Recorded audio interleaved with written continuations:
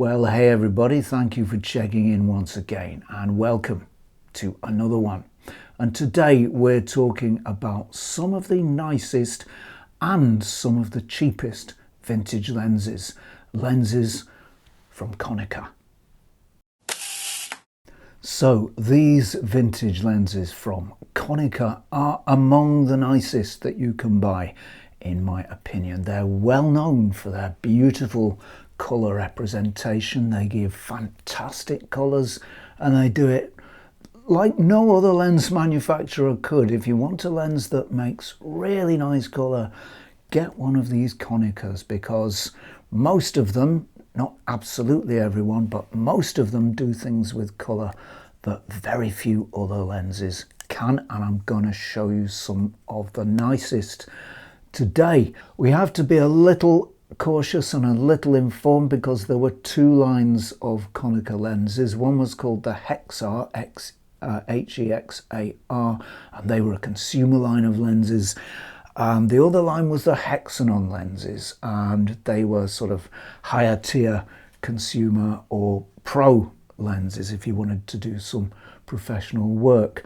I recommend only the Hexanon lenses, A, because they're said to be nicer, and B, because I've only used those ones. So all the ones I'm going to show you today are Hexanons. Where did they get their name? Well, all of these lenses, I'm not going to look too closely into this one because it's radioactive, but all of these lenses have 6 aperture blades, and that's where they get their name, hexagon. Why only 6? I really don't know. I honestly don't know. Ease of manufacture, cheapness of manufacture. Perhaps they understood it to be to give a nicer image. I certainly like the hexagons in the background that these ones can give, but I know that they're not everybody's cup of tea. So I'm going to show you a few of these ones today. I'm going to talk about them today, and so without further ado, let's get cracking.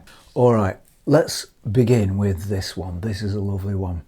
This is the Hexanon 57mm f1.4 lens. So this is from the earlier line of lenses, and this one was designed in the 1960s. As I understand it, I think it was released around the mid-60s or maybe the late 60s sometime. And it was designed at a time when it wasn't really very easy to make a 50mm lens with a 1.4 aperture. So they usually ended up being made a little bit longer. So this is a 57. That's fine. It gives you a little bit of reach. I don't mind that. This is a radioactive lens. So if you're not keen on radioactive lenses, maybe be a bit cautious about this one. I use them, I think if you use them safely and you're careful and not silly, then you're okay. Are radioactive lenses safe? Well, not if you eat them for your breakfast, not if you hold them directly to your eye or any other delicate, sensitive parts of the body, which I'm sure you don't need me to tell you where they are. But if you just stick them on a camera and shoot them, I think they're fine. But you must make your own decision.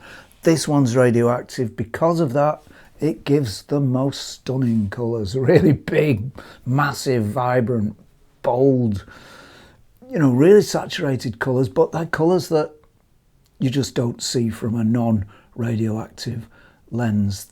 The colours from radioactive lenses are just astonishing, and this is one such. It's not really very sharp, wide open, I've got to say. It's a vintage 57 1.4, so it's not inherently sharp.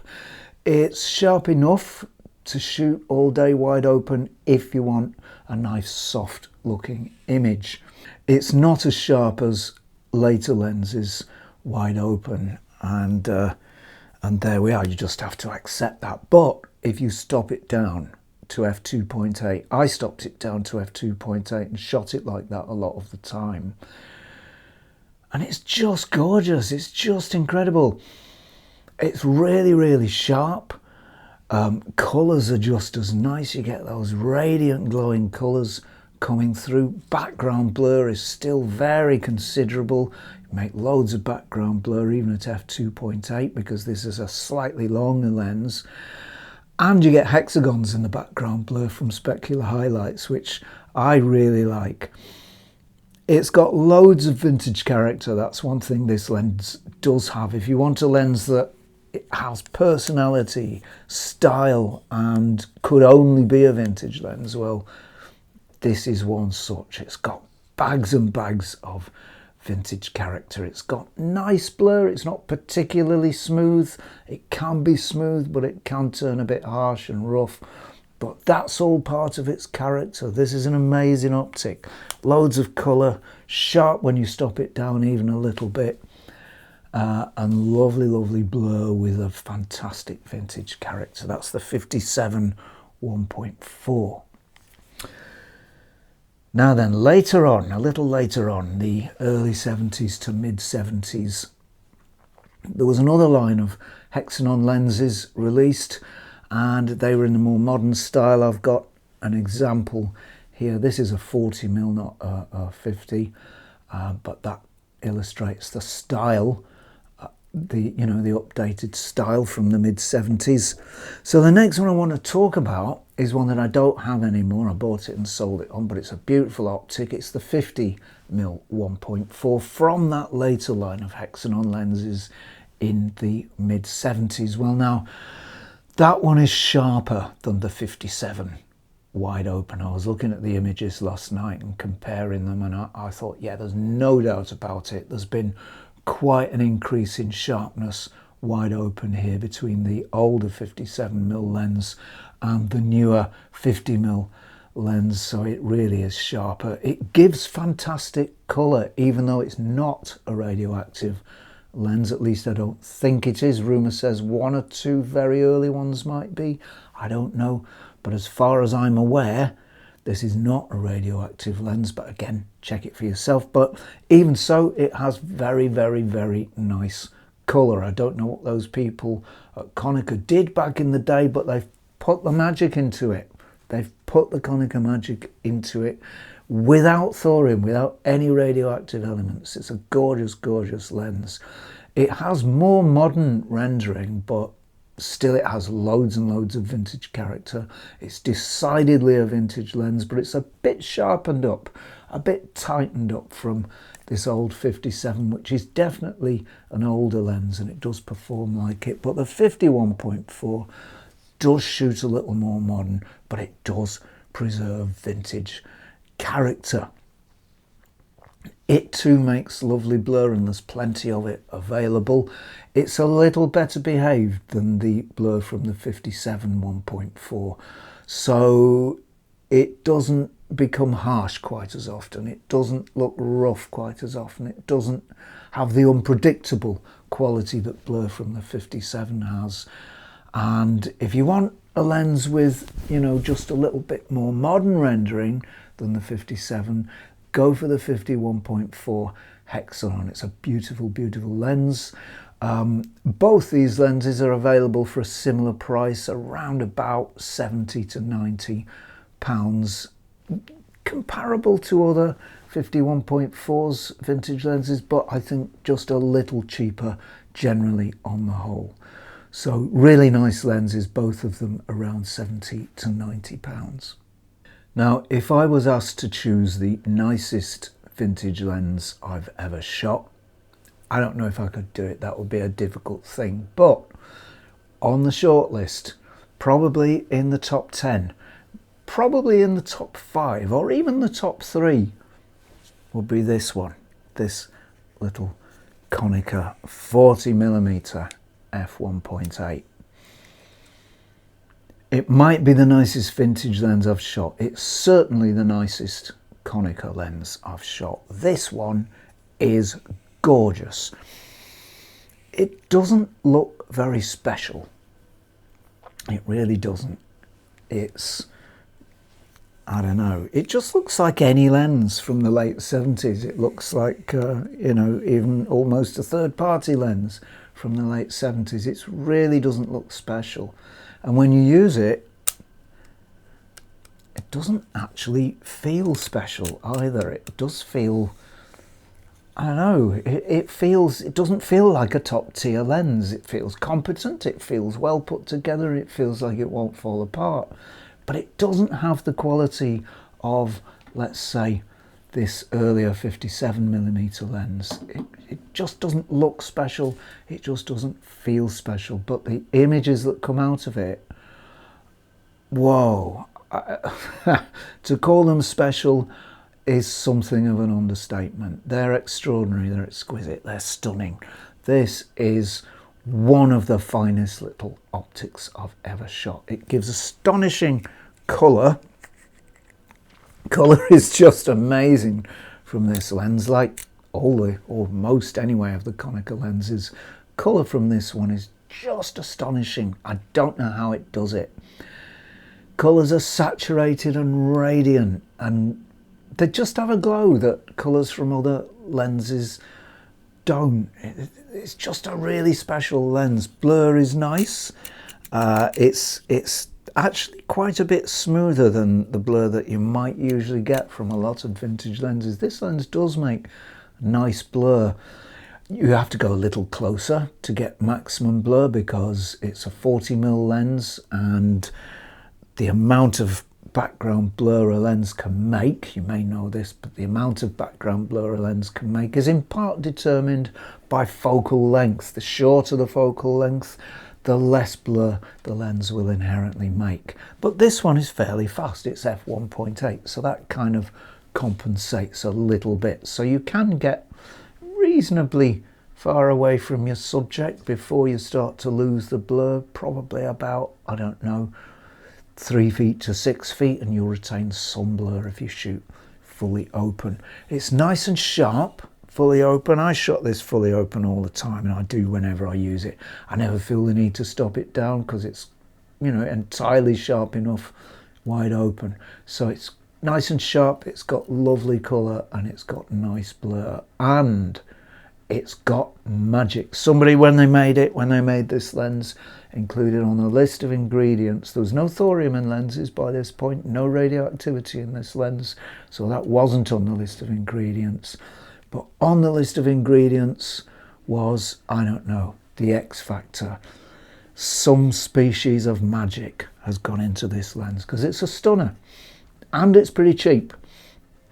They're not as cheap as they were because I think people have woken up to the fact that this one really is quite a stunner and is something special. But you should be able to find a good one of these for around about £50 and probably less if you are creative with your search, patient and persistent. So a very, very nice little lens. Absolutely, this one has the Xenography seal of approval.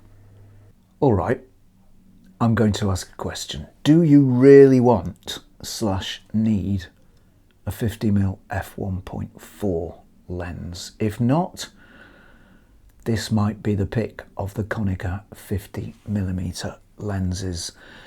This is the 50mm f1.7 Konica Hexanon AR 50mm f1.7. It's still sitting on the adapter here. I've been shooting this one recently. This lens is cheaper than a 50mm f1.4. In fact, it's much cheaper than a 50mm f1.4.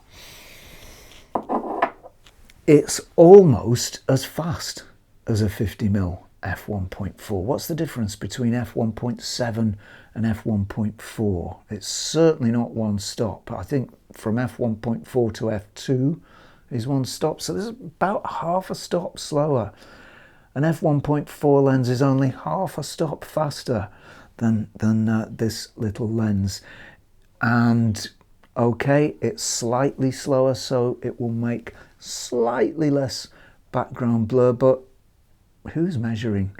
You know, who's counting? I think this lens has all the background blur that you could decently require. It can make loads of it, and it's nice blur as well. It's nice and smooth. It's a little rough from time to time, of course, because this is a vintage lens, but I think you might be able to tell I've got rather a soft spot for this lens. It gives very, very nice colour. Its background blur is very, very nice. It's much, much sharper, wide open than a vintage 50mm lens. In fact, this lens is inherently a very, very sharp lens. And I did read once, I don't know, I'll try and find the source and put it on screen, but I did read that during the 1970s, when the Japanese Navy were looking for a lens to equip their cameras with, or you know, to shoot whatever images they needed to shoot with, they tested a load of 50mm lenses and found that this one was the sharpest one on sale at that time. That was in the late 70s or mid to late 70s sometime. So I'm not going to argue with the Japanese Navy, and I can confirm their findings. This is a really, really sharp lens. It makes beautiful images, it's got lovely blur, it's got lovely colour, and it's only half a stop slower than a 50-1.4. It's lighter, it's smaller, and it's less expensive. And you know, when I said it might be the pick of the vintage Konica 50s, I'm going to go further. I'm going to say this is the pick of the Konica 50mm lenses. This is a really nice lens, and you'll find one for between, I've seen them for around £30. You'll find one for between 30 to 50 pounds or thereabouts. A really, really nice little optic. All right, finally another lens that I don't have anymore. I bought it and used it for a while and then I sold it on. It's a 135mm lens, and it's the f3.2 version of the Konica 135mm lenses, and it's said to be the nicest of the Konica 135s. There is a 3.5, an f3.5 lens. I think there's an f3.4 lens as well. I know there are two others. I'll put on screen what the aperture values are. I forget for the moment. It's fluttered out of my head like the little birds of the firmament. But the one I shot was said to be the nicest, and that's the f3.2 version. So whichever is the nicest, I don't know. The f3.2 is actually lovely. It's a beautiful, beautiful 135mm lens. It's very sharp, at least as sharp as, you know, any other 135 you could name. So it's got very good sharpness. It makes nicely defined images, and it's got beautiful background blur as well. If you want a lens that makes an awful lot of background blur, this one will do it for you, because it's a long lens, and background blur is in part a function of focal length. The longer the lens, the more blur it can make. So even though this is not a particularly fast lens at f3.2, because it's long, it makes loads of blur, and the blur is really nice from this one. Very soft, very lovely. It doesn't break up so much. It doesn't have too many spots of harshness or roughness. It does have one or two because it's a vintage lens, but broadly speaking, it doesn't have too many. The blur stays nice for pretty much most of the time, and that blur will persist over longer distances. I like using these 135s for general photography lenses, and I love using them on the street because they got a little bit of reach, and you're not going to upset anybody, you're not going to intimidate anybody. You can work at a distance and make some fantastic shots. Obviously you don't, we're not going to shoot anything that shouldn't be shot. We're not going to intrude upon anybody's privacy with one of these lenses, but generally I find a longer lens to be really great for street photography. So I do use 135s quite a bit for that. And this one was a lovely one. I shot this one up in Liverpool a while back now. I was up in Liverpool when my son was studying up there, and I got some fantastic images. I really enjoyed using this lens up there. The colours are not quite as saturated as some of the other Konica lenses are. I would say that this lens gives a more naturalistic feel of colours. They're not quite so saturated, they're not quite so pumped up, and for me they're not really quite so nice. It's a lovely lens, but I prefer something with a bit more saturation, which I think is probably why I sold it on. It didn't quite have the oomph that I wanted from a Konica lens. But if you're looking for a lens that's nice and sharp, a 135 that's nice and sharp with lovely blur, really nice predictable blur with more naturalistic colours, not colours that are not too saturated, then this could very well be the lens for you. It's a beautiful optic. It will cost you, what can I say, between 40 and 60 pounds or thereabouts, probably cheaper with a bit of patience and persistence, but it's a lovely lens and a really nice 135. By the way, just out of interest, this is a Konica film SLR from, I think this one, judging by the styling, is from the late 70s, possibly early 80s, and this is the camera that these lenses were made to sit on. So let's pop one on there now and see how it looks. I can't find the red dot. Is it there? So there we are. That's the camera they were made for. This is the Konica, I think it's the FS1. Yeah, FS1. And this is a nice old SLR. It's got two batteries, AA batteries that go in here, so it works on batteries. You can use it anywhere.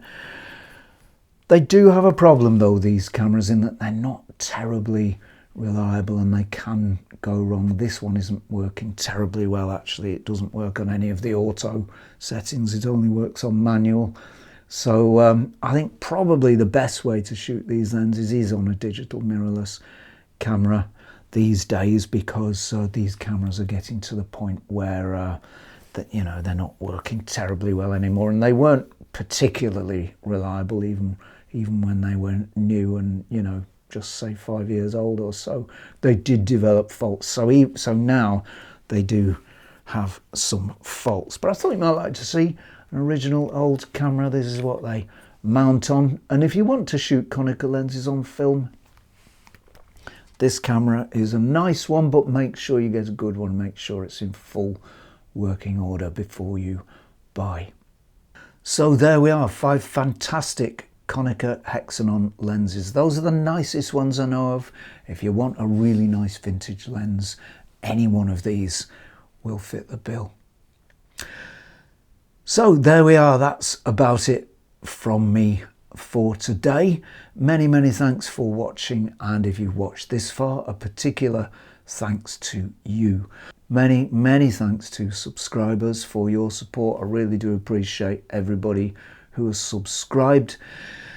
If you've enjoyed this episode, why not chuck us a sub? That too would be very much appreciated. Many thanks go to patrons for your support. That support is really genuinely appreciated. I couldn't make the show in the way I do without that support, so many thanks for that. If you think this show is doing a reasonable job of keeping this old gear, these old lenses and the old cameras alive, you might consider becoming a patron yourself, and you can do that over at www.patreon.com/Zenography.